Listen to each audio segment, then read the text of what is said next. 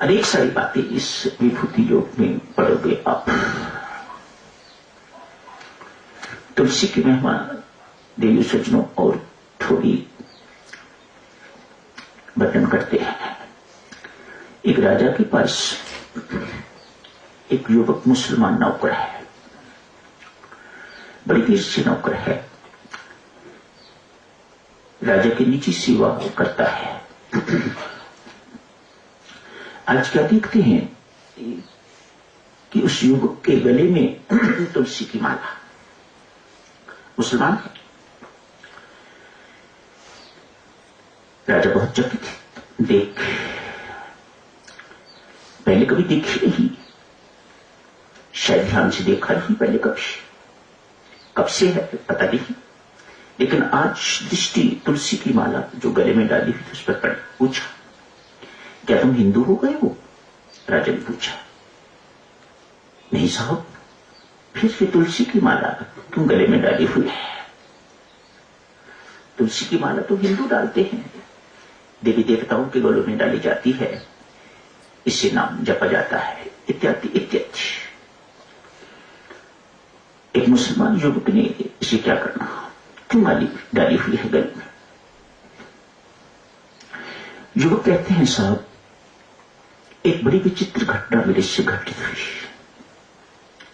आप कहो तो मैं आपको वर्णन कर सुनाऊं? राजा ने कहा, सुनाओ। आप बीती, ये मुसलमान आप बीती सुना रहा है। कहते हैं, कुछ वर्ष पहले मैं कहीं घूम रहा था तो मुझे, जिन्हें आप लोग, राजा को कहा, जिन्हें हिंदू लोग यमदूत कहते हैं, छाया, दो मुझे विचित्र छाया दिखाई थी। आप लोग उनको, हिंदू लोग उन्हें यमदूत कहते हैं। ये मुसलमान सुना रहा है। मैंने अनुमान से समझा कि ये वही है। मैंने उनको प्रणाम किया, पूछा, आप किस काम से यहां पधारे हैं? यमदूत का तो एक ही काम है, जिसकी मृत्यु होती है उसके आत्मा को, उसके इस जीवात्मा को वे ले जाते हैं, इसी काम के लिए वो आते हैं। यमदूतों को लगा कि शायद ये समझने लग गया है कि मेरी मृत्यु आ गई है। वो हिंदू मुसलमान थोड़ी देखते हैं, तो हिंदू है, मुसलमान है, सिख है, ईसाई है, उनको तो सबको ले जाना ही ले जाना है। हिंदू मुसलमान सिख ईसाई तो हमारे बनाए हुए हैं ना, उनके लिए तो सब मर गया, उसका जीवात्मा उन्होंने यमपुरी ले जाना है।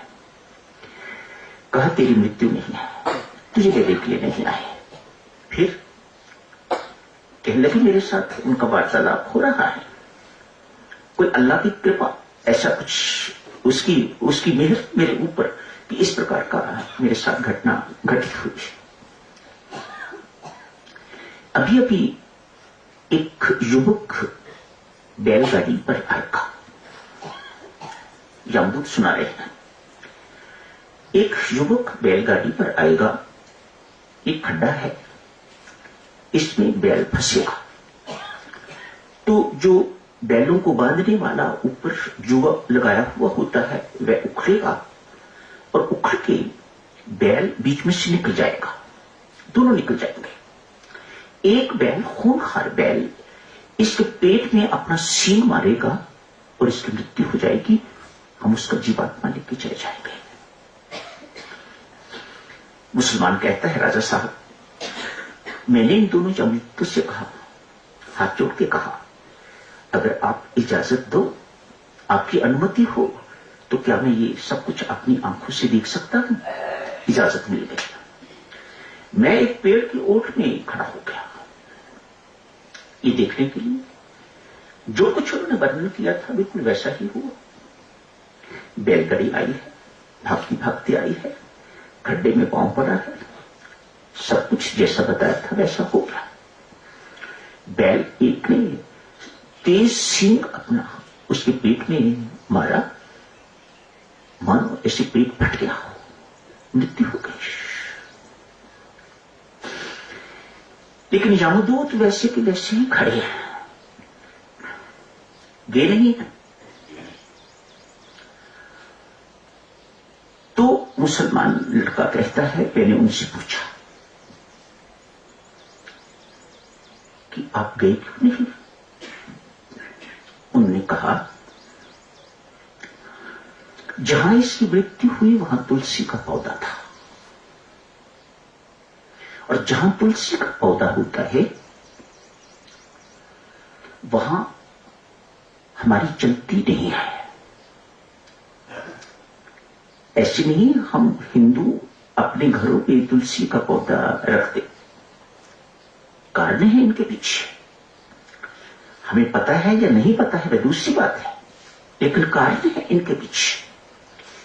वे यमदूत कहते हैं जहां तुलसी का पौधा होता है उस व्यक्ति की सदगति हुआ करती है, उसे पार्षद लेने के लिए आते हैं।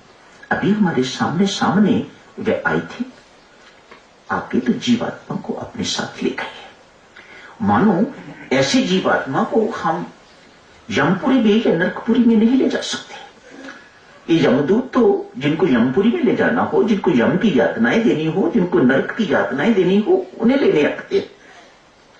राम नाम के उपासक को यमराज यमदूत लेने के लिए नहीं आते, उन्हें लेने के लिए पार्षद आते हैं, परमात्मा के पार्षद आते हैं। परमात्मा रथ भेजता है या किसी को स्वयं भी लेने के लिए परमात्मा आते।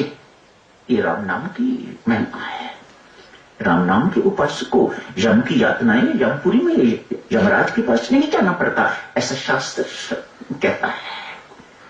तुलसी का पौधा भी यहां हो, उसे परमात्मा के पास लेने के लिए आते हैं, हम उसे यमपुरी नहीं ले जाते।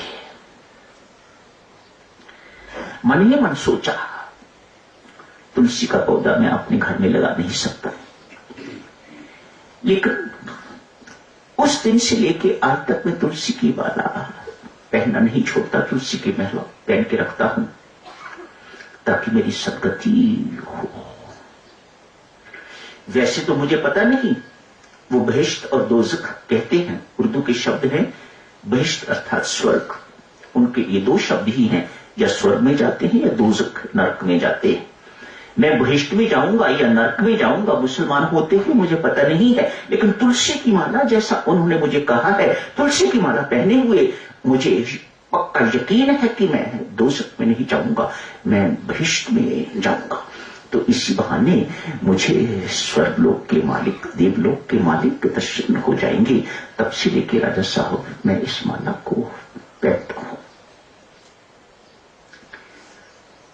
यह तो तुलसी उगती नहीं है, लेकिन नीचे प्रत्येक हिंदू घर में जो पुराने लोग हैं, नई पीढ़ियां तो बदल रही हैं, पर पुराने लोग जितने भी हैं सदस्य लोग, वे सब अपने घर में तुलसी का पौधा लगाते हैं।